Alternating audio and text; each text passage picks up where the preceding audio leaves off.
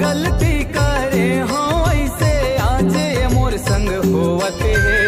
ऊपर वाला घलो विधाता मोर परीक्षा लेवते है। ऊपर वाला घलो विधाता मोर परीक्षा लेवते है।